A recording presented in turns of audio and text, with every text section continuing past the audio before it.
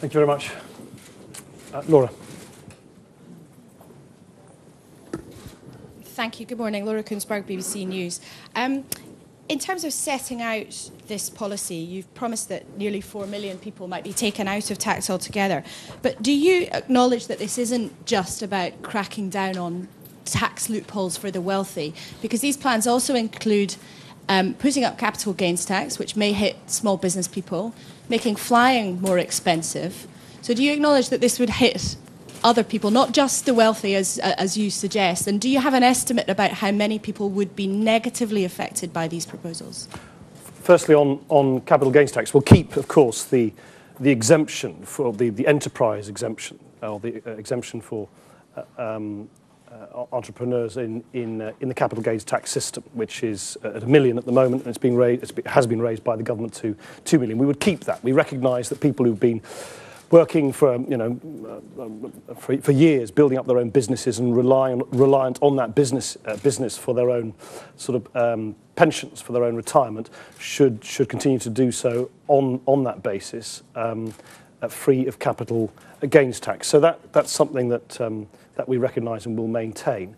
Yes, of course. Well, it's up to the airlines to decide how they pass on the per passenger duty. But do bear in mind that at the moment you've got an approach to aviation tax which is deeply irrational. It, for instance, excludes aeroplanes that carry freight altogether. And this would make sure that those aeroplanes, which pollute just as much as aeroplanes which are carrying passengers, are covered. Also, the present system doesn't provide any incentive to airlines to actually fill their planes. So if airlines were to respond as we think they will to this incentive, then they've actually got an incentive to fill their planes with more passengers, and that would significantly reduce any potential impact on passengers themselves. I don't know whether you want to add anything to that. Well, you asked for numbers of people, and it isn't possible to give an estimate for numbers of people because we're talking about different kinds of behaviour and how, whether people have special arrangements for capital gains, pensions, or whatever.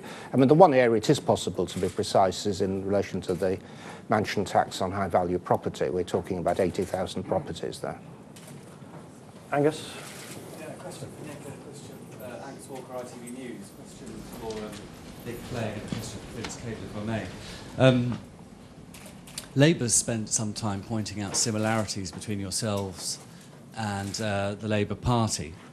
In terms of broad terms, for instance, cleaning up politics, renewing public services, is there much of the Labour manifesto that you agree with? Well, I haven't seen the Labour manifesto yet, for starters. Angus, broad themes I'm talking about. Well, look, it is incredibly difficult to believe anything in a Labour manifesto when they have so manifestly failed to deliver on their previous manifestos. They promised fairness and new politics in 1997. They promised fairness and new politics in 2001. They promised fairness and new politics at the last election, 2005. They're doing it again.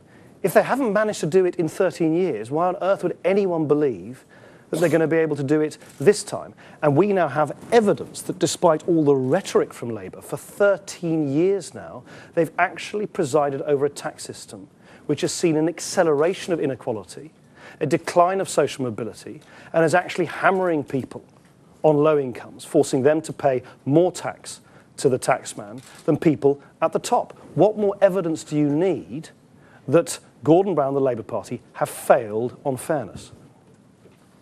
And Vince Cable, you were an advisor to Gordon Brown once upon a time. No, I wasn't. No. You weren't when you worked for Shell? I was an advisor to John Smith. Okay. You were an advisor to Labour once upon a time. Can Gordon Brown take any credit at all for his handling of the economy? Well, I've always said that there were a couple of things he got right, one of which right at the beginning was making the Bank of England independent, and the other was that in the heart of the banking crisis, the intervention was broadly right and timely. But many things he got wrong. I mean, just ignoring for the best part of a decade the build-up of personal debt and the housing bubble. We warned about it many times. Just ignore it. Was totally complacent, allowed the boom to get out of control. And since the bank takeover has done absolutely nothing whatever to follow through, banks are not lending to small, medium-sized companies as they should. They're not using their ownership of key banks to make sure that credit flows. It's serious negligence and oversight. Andrew.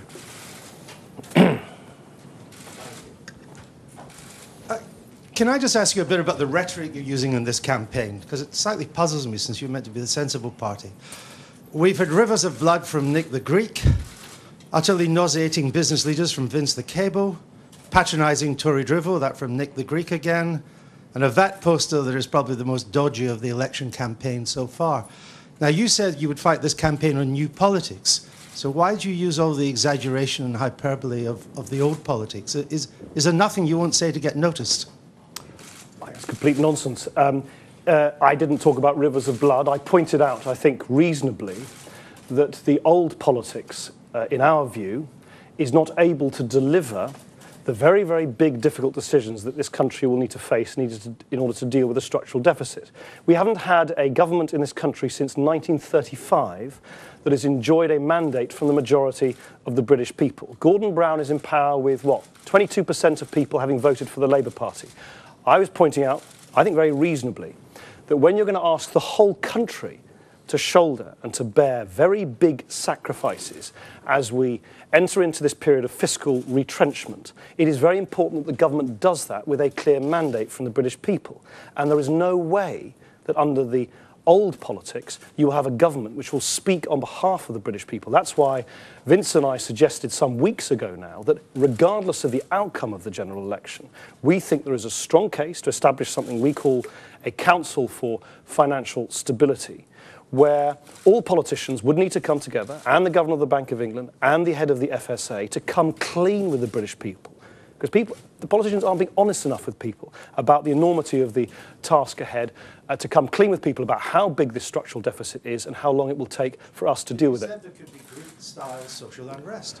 I think that if you have a government which doesn't enjoy the legitimacy and a proper mandate from the British people, which has prior to the election not come clean with people about how big the difficult decisions are going to be, and then seeks to impose without a mandate and without having been honest with the British people about the big changes that are needed, for instance, in public spending, do I think people are just going to sit at home and say, oh, well, shrug their shoulders and say, that's okay? Then no. I think people will be quite angry.